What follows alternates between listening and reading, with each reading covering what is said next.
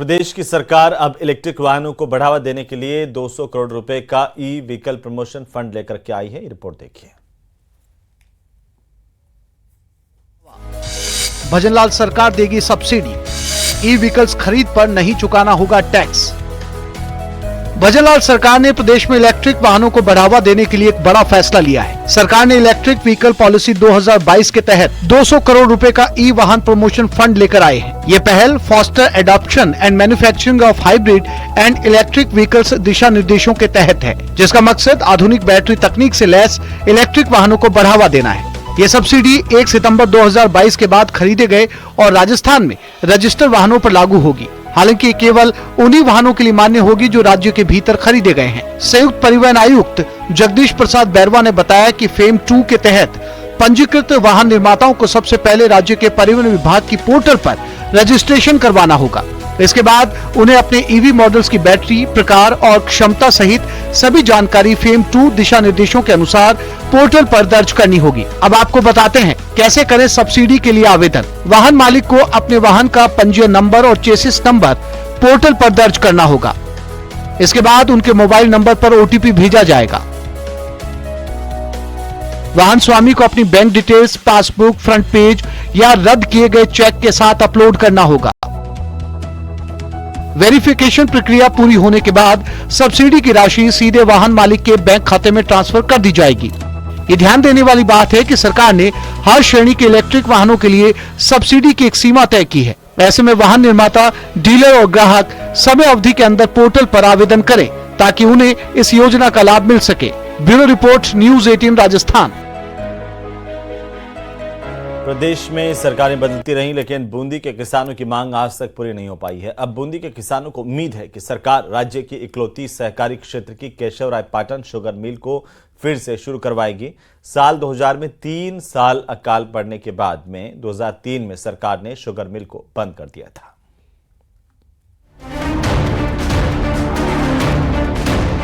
चल सकती है, इसमें कोई ज्यादा बड़ा वो नहीं है। राजस्थान सरकार शुगर मिल को पुनर्संचालन करे। इस मिल में सब कुछ संसाधन है। 60 करोड़ नगद बैंक खाते में पड़े हुए हैं। तो शुगर मिल जो है केशवराय पाटन, इसको चालू करने की बजट में घोषणा होनी चाहिए।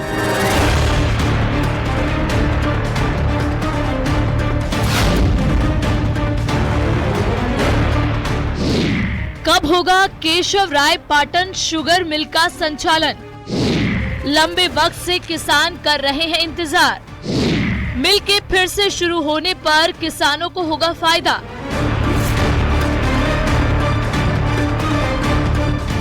किसानों की जो मांग है उस मांग को ध्यान में रखते हुए शुगर मिल को पुनर्संचालन करे और जल्द से जल्द किसानों को राहत दे। मुख्यमंत्री जी को इसकी तरफ विशेष ध्यान देना चाहिए कि ये मिल चालू हो और किसानों का भला हो।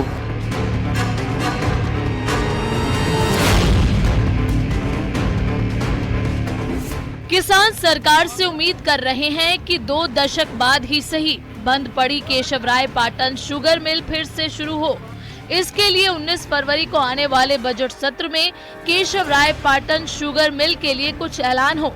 2003 में अशोक गहलोत सरकार में इस मिल को बंद कर दिया गया। बूंदी जिले के लाखों किसान और उनके परिवारों को शुगर मिल के फिर से शुरू होने से आर्थिक लाभ मिलेगा।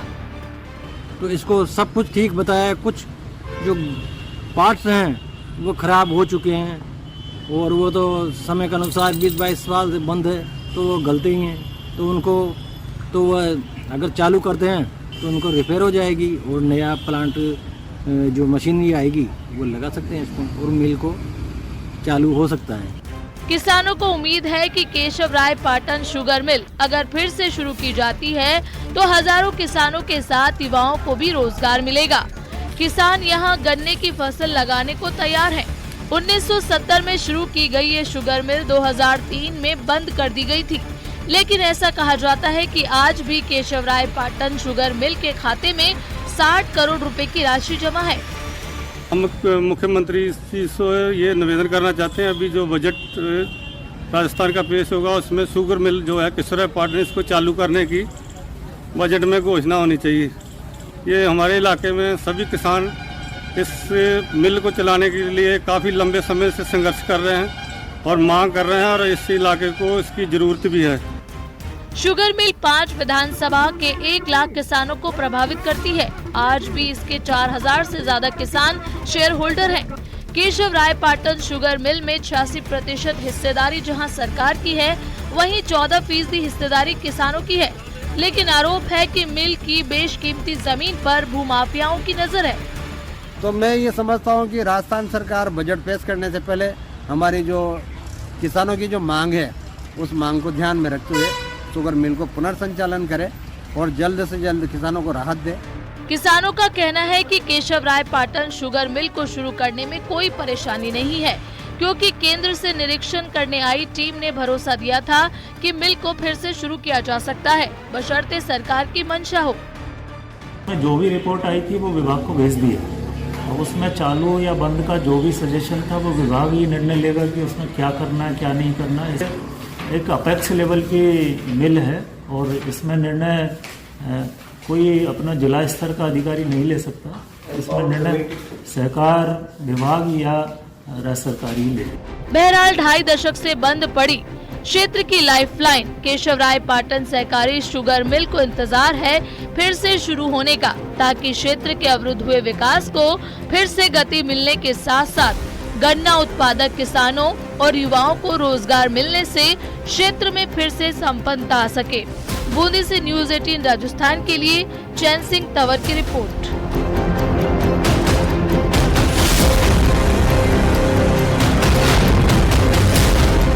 तो वहीं राजसमंद जिले के खमनोर ब्लॉक का राजकीय प्राथमिक विद्यालय भोपाजी की भागल, ये एक ऐसा स्कूल है जिसे देखकर ऐसा लगेगा कि ये कोई सरकारी विद्यालय नहीं बल्कि एक बर्ड सेंचुरी है।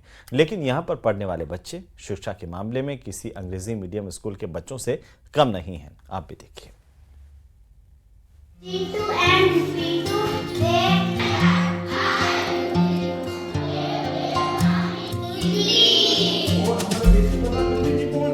राजसमंद के खमनोर ब्लॉक की मुलेला ग्राम पंचायत में छोटी सी बस्ती भोपा की भागल के पास स्थित ये सरकारी प्राथमिक विद्यालय पढ़ाई के साथ साथ शुद्ध पर्यावरण के लिए जाना जाता है। यूँ तो स्कूलों को शिक्षा का मंदिर कहा जाता है और उनकी पहचान विद्यार्थियों को दी जाने वाली तालीम से होती है, लेकिन ये स्कूल पर्यावरण का मॉडल बनकर पेड़ पौधों और पक्षियों के संरक्षण की सीख दे रहा है। स्कूल परिसर में 100 से ज्यादा प्रजाति के घने पेड़ पौधे हैं जो मन को सुकून देते हैं। सर, ये हमको हमारे विद्यालय से प्रेरणा मिली थी। जब मैं गोविंद पाठशाला स्कूल में पढ़ता था नाथद्वारा में, वहां से मेरे को प्रेरणा मिली और इस स्कूल में हमको टीचर ने ये पेड़ पौधे वृक्ष से पक्षियों से प्रेम करना सिखाया। ऐसे बच्चे भी हैं जिन्होंने 100 से ऊपर पेड़ लगा रखे हैं और अपने साल भर की 15 और 20 हजार रुपये उनकी आमदनी है। उन्होंने अपने घर पे वृक्षारोपण करके, और जो मोदी जी ने एक योजना शुरू की थी एक पेड़ माँ के नाम, उसमें भी इन्होंने बहुत वृक्षारोपण किया। इस स्कूल को देखकर ऐसा लगता है कि कोई स्कूल सरकारी नहीं बल्कि कोई बर्ड सेंचुरी या फिर पौधों की नर्सरी है। इतना ही नहीं, यहाँ पढ़ने वाले बच्चे अंग्रेजी के साथ साथ सभी विषयों पर मजबूत पकड़ रखते हैं। बच्चों को एशिया के सभी देशों के नाम, देश के सभी राज्यों के नाम भी जुबानी याद हैं और ये संभव हो पाया है जागरूक शिक्षक गोपाल गुर्जर की मेहनत से, जिन्होंने बच्चों में पर्यावरण और पक्षियों के प्रति जागरूकता पैदा की है। बच्चों के हाथों ही स्कूल में अलग अलग तरह के सैकड़ों पौधे लगवाए। अलग अलग तरह के पौधे लगने के बाद यहाँ पक्षियों का आना भी शुरू हो गया। स्कूल में गौरैया को बचाने के लिए विशेष अभियान भी शुरू किए गए। ये हमारे गुरुजी के, हम तीसरी क्लास से पेड़ लगाती हूँ। ये हमारे 20,000 हाथी, कितने पेड़? 101 पेड़ लगा रखे। भोपा की भागल स्कूल 2001 में बना था, तभी से यहाँ पर्यावरण संरक्षण किया जाने लगा। आज स्कूल परिसर में 1000 से ज्यादा पेड़ पौधे खड़े हैं। पक्षियों की प्रजातियों के मुताबिक आकार में घोंसले बनाए हुए हैं ताकि वो एक दूसरे के घर में प्रवेश ना करें और खुश रहें। शुरू में जब आई थी सर को ये सब कार्य करते हुए देखा, यहाँ जो बच्चे हैं वो गौरैया को बचाने के लिए तरह तरह के घोंसले बनाते इको फ्रेंडली, किसी बक्से से, वो ये जूट से वगैरह, इन सब चीजों से तरह तरह के घोंसले बनाते। बच्चों ने अपने घरों पर हर वर्ष 20 मार्च को गौरैया दिवस विद्यालय में मनाया जाता है जनरल नॉलेज और इंग्लिश का सवाल है तो हमारा ये काम प्रार्थना सत्र से ही शुरू हो जाता है। हम सारे बच्चों के साथ प्रार्थना सभा में जीके के क्वेश्चंस पूछते हैं और सारे बच्चों को भी ये काम दे रखा है कि वो भी घर से कुछ नए प्रश्नों की तैयारी करके आए। सभी बच्चे एक एक प्रश्न पूछते हैं जिससे जिन बच्चों को जो नहीं आता है वो सारे बच्चे याद कर लेते हैं। स्कूल में बस्ती और आसपास के बच्चे पढ़ने आते हैं जिन्हें स्कूली शिक्षा के साथ साथ पेड़ पौधों और पक्षियों की प्रजातियों, उनकी प्रकृति और व्यवहार के बारे में ज्ञान दिया जाता है। पेड़ पौधे और पक्षियों के पालन पोषण की भी शिक्षा दी जाती है। स्कूल से पढ़कर निकलने वाले विद्यार्थी न केवल घर परिवार में ये संदेश देते हैं बल्कि दोबारा समय निकालकर स्कूल आते हैं और देखभाल में हाथ बटाते हैं। राजसमंद से अलंकेश की रिपोर्ट। न्यूज़ 18 राजस्थान के लिए राजसमंद से अलकेश की रिपोर्ट।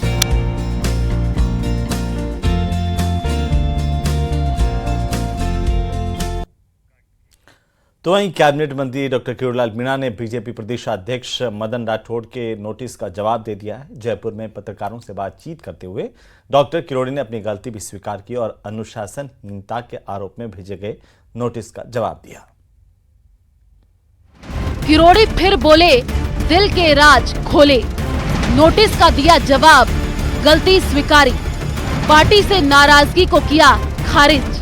कई दिन शांत रहने के बाद कैबिनेट मंत्री किरोड़ीलाल मीणा एक बार फिर बेबाकी से बोलते नजर आए। मीडिया के एक एक सवाल का उसी अंदाज में जवाब दिया जैसी उनकी शैली है। बीजेपी ने जब से उन्हें अनुशासनहीनता के आरोप में नोटिस थमाया तब से ये कयास लगाए जा रहे थे कि किरोड़ीलाल क्या जवाब देंगे।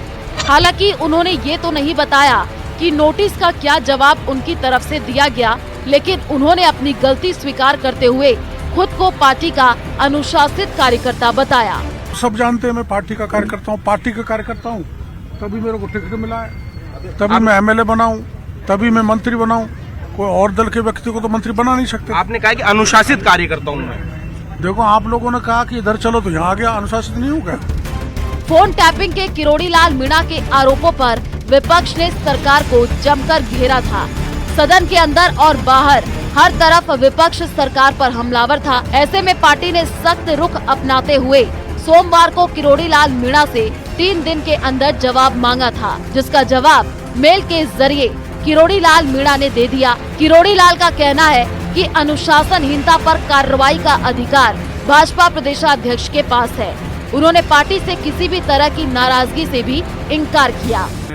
वो नाराजगी मेरी नहीं थी, जो मेरे से गलती हुई वो आपने नोटिस में पढ़ ली है, उसका जवाब दे दिया। प्रदेश अध्यक्ष जी का जो शो कॉज नोटिस है उसमें जो मैंने गलती की है वो दर्शाई हुई है, तो वो गलती हुई थी, उसका मैंने जवाब दे दिया। इसके अलावा उन्होंने विधानसभा से गैर मौजूद रहने और पूर्व सरकार पर एनकाउंटर कराने जैसी गंभीर आरोप लगाते भी नजर आए। आपकी वो तो बीमार हूँ ना मैं, इसलिए। अच्छा, ये तो यहाँ राजवर्धन जी के पिताजी गुजर गए, उतना बीमार नहीं हूँ मैं, चल फिर नहीं सकता, लेकिन मेरा इलाज चल रहा है, ये सच्चाई है। बात सही है जो गोपाल जी ने कहा था। उस राज्य में इनकाउंटर के आदेश 2 एमएलए जो ज्यादा आंदोलन करते थे जनता के मुद्दों को लेकर, हरीश जी शर्मा जो खानपुर से थे और मैं उस समय महुआ से था, तो उस समय के मुख्यमंत्री ने, सरकार ने, क्योंकि मैं आपको पता होगा 1.5 महीने तक सिविल लाइन को घेरे बैठा रहा था 5000 मजदूरों को लेकर, तो उन्होंने ऐसा कहा था। किरोड़ीलाल मीणा फोन टैपिंग के मुद्दे पर अपनी गलती मान चुके हैं, लेकिन विपक्ष अब भी फोन टैपिंग को गंभीर मुद्दा मान रहा है। वहीं पूर्व सरकार पर एनकाउंटर कराने के आरोप पर सचिन पायलट ने किरोड़ी को जवाब दिया। पूरा प्रदेश और पूरा देश जानना चाहता है कि एक जिम्मेदार व्यक्ति जो आपकी सरकार के मंत्री हैं वो ये आरोप लगा रहे हैं कि उनके साथ उनका फोन टैप हो रहा है और सरकार के पास जवाब कोई नहीं है। आरोप लगाना कि हत्या की साजिश कभी की गई थी, मैं जो उन्होंने कहा उसका मैं खंडन करता हूं और उम्मीद करता हूं कि इस प्रकार की बातें ना बोले। कैबिनेट मंत्री किरोड़ीलाल मीणा के वक्त पर दिए गए अलग अलग बयान सरकार की फजीहत की वजह बन रहे थे, लेकिन हद तो तब हो गई जब उन्होंने एक कार्यक्रम के दौरान जयपुर में अपनी ही सरकार पर फोन टैपिंग के आरोप लगा दिए। बहरहाल गलती मानकर ही सही किरोड़ी लाल मीणा ने अपना पक्ष साफ कर दिया है। अब देखना ये होगा कि उनके बयान को आधार बनाकर सरकार को घेरने वाले विपक्ष का अगला कदम क्या होता है। जयपुर से न्यूज़ 18 राजस्थान के लिए रोशन शर्मा की रिपोर्ट।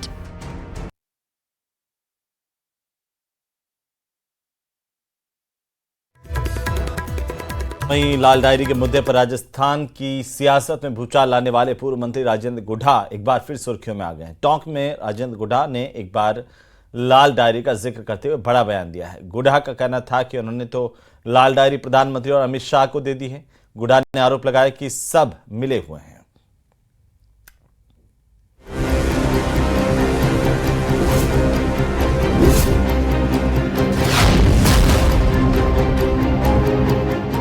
लाल डायरी पर फिर बोले पूर्व मंत्री राजेंद्र गुढ़ा।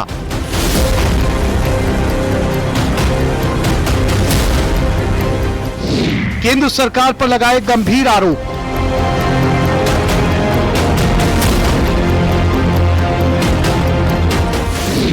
प्रधानमंत्री और गृह मंत्री पर बोला सीधा हमला। ये प्रधानमंत्री से पूछना, अमित शाह जी से पूछना कि बार बार लाल डायरी पे जमा ले तो उनको दे दी, कार्रवाई क्यों नहीं कर रहे हो?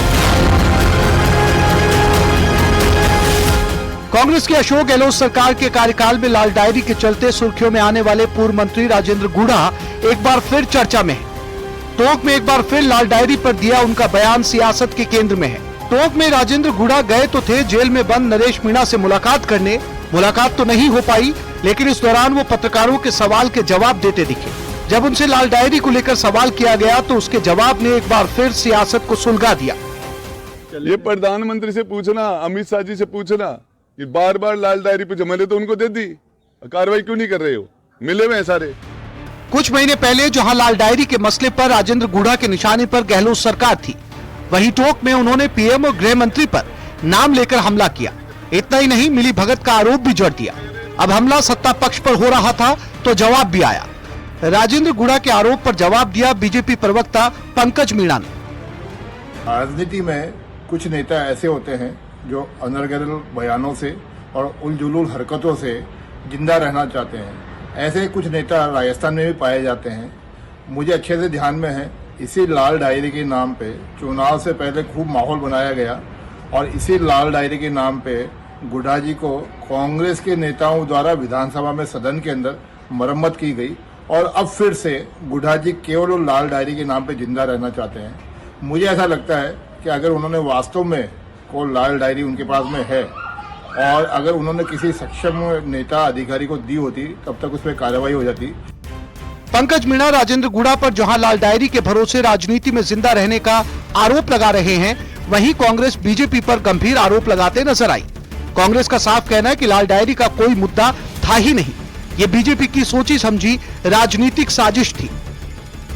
राजस्थान में विधानसभा आम चुनावों के दौरान भारतीय जनता पार्टी के नेताओं ने, खासकर शीर्ष नेतृत्व ने लाल डायरी नामक एक मुद्दा इजाद किया था और कांग्रेस को बदनाम करने के लिए पूरे राजनीतिक दाव पे चले थे, जबकि सबको पता था कि लाल डायरी में कुछ भी नहीं है। और लाल डायरी जो मुद्दा बनाया गया, उस मुद्दे के तथ्यों को आज भाजपा जनता के सामने क्यों नहीं रखती है? क्यों आज भारतीय जनता पार्टी समेत तमाम वो नेता जो लाल डायरी लेकर के घूम रहे थे, वो बताते क्यों नहीं है कि उस लाल डायरी में क्या था? क्योंकि अब चुनाव हो चुके हैं और भारतीय जनता पार्टी चुनावों में केवल राजनीतिक मुद्दा बनाने के लिए लाल डायरी लाई थी। इसके अतिरिक्त लाल डायरी में कुछ नहीं है। लाल डायरी में कांग्रेस सरकार के खिलाफ क्या सबूत थे, ये सवाल अब भी बना हुआ है। सत्ता पक्ष जहां राजेंद्र गुढ़ा पर लाल डायरी के बहाने सियासत में बने रहने का आरोप लगा रही है, वहीं कांग्रेस बीजेपी को ही कटघरे में खड़ा कर रही है। Bureau report, news 18 Rajasthan.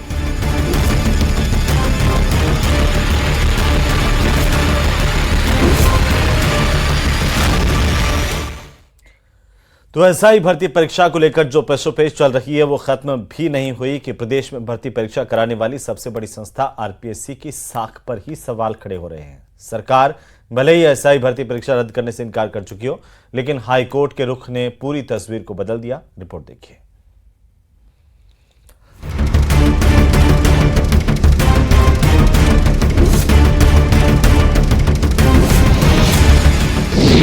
RPSC पर सियासी बयानबाजी तेज।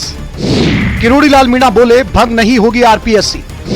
सचिन पायलट की मांग, आरपीएससी पर सही कदम उठाए सरकार।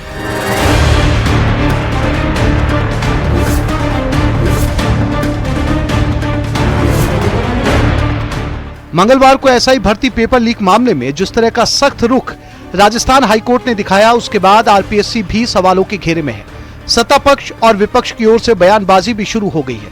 एसआई भर्ती पेपर परीक्षा रद्द करने की मांग प्रमुखता से उठाने वाले राजस्थान सरकार में कैबिनेट मंत्री किरोड़ी लाल मीणा ने भी आरपीएससी की साख पर सवाल खड़े किए हैं। मंत्री किरोड़ी का मानना है कि आरपीएससी को भंग नहीं किया जा सकता, लेकिन रीस्ट्रक्चर कर सकते हैं। जो गलती की है, आप 5-6 साल से देख रहे हैं, तो आप जानते हैं कि उसको भंग तो नहीं कर सकते। एक बार पायलट साहब ने बात उठाई थी उसको भंग किया जाए, लेकिन उसकी रीस्ट्रक्चरिंग हो सकती है। रीस्ट्रक्चरिंग ऑफ द आरपीएससी वो होनी चाहिए। आरपीएससी संवैधानिक संस्था है, इसे भंग करना आसान नहीं। विधेयक लाकर बदलाव किया जा सकता है। सरकार आरपीएससी में सदस्यों की संख्या चयन का आधार तय कर सकती है। राजनीतिक नियुक्तियों की बजाय योग्यता तय की जा सकती है। योग्य सदस्यों की नियुक्ति से आरपीएससी में सुधार हो सकता है। मंगलवार को हाईकोर्ट में आरपीएससी को आयोग के सदस्य के पेपर लीक में शामिल होने के बावजूद एफआईआर दर्ज न करने पर फटकार लगाई थी। ऐसे में विपक्ष भी सरकार से इस मामले में सही कदम उठाने की बात कह रहा है। सरकार को मुझे लगता है बिना समय जाहिर करे इमीडिएटली इसमें मूल चूक परिवर्तन करना पड़ेगा और करना चाहिए। सब चीजों में जो मेंबर सिलेक्ट होते हैं, कौन करता है, कैसे करता है, कोई मापदंड हो, कोई क्राइटेरिया हो। सिर्फ लोगों को संतुष्ट करने के लिए वर्ग, जाति, समाज और प्रांत के अलग अलग लोगों को ऑब्लाइज करने के लिए हम नियुक्तियां करेंगे तो वो गुणवत्ता में बहुत कॉम्प्रोमाइज हम लोग करते हैं।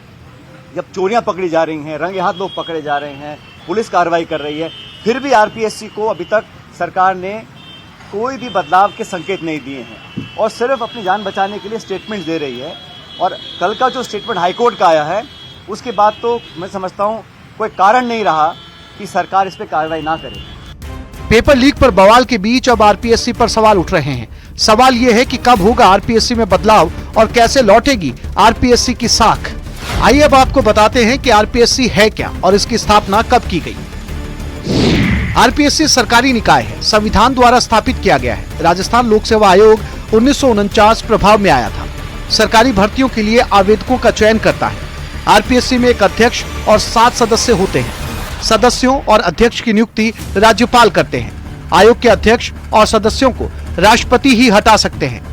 आयोग के अध्यक्ष और सदस्य 6 वर्ष या 62 वर्ष की उम्र तक रहते हैं। कार्यप्रणाली, आरपीएससी नियम और शर्तें 1963 के मुताबिक तय होती हैं। आधे सदस्यों को कम से कम 10 साल का अनुभव होना चाहिए।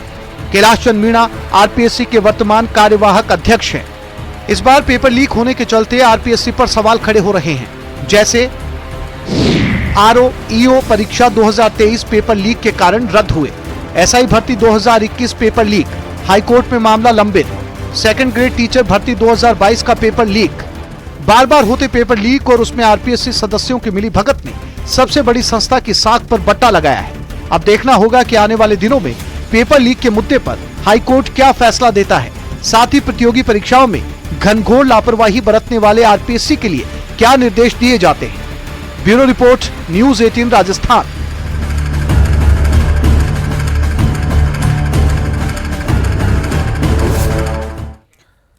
चलिए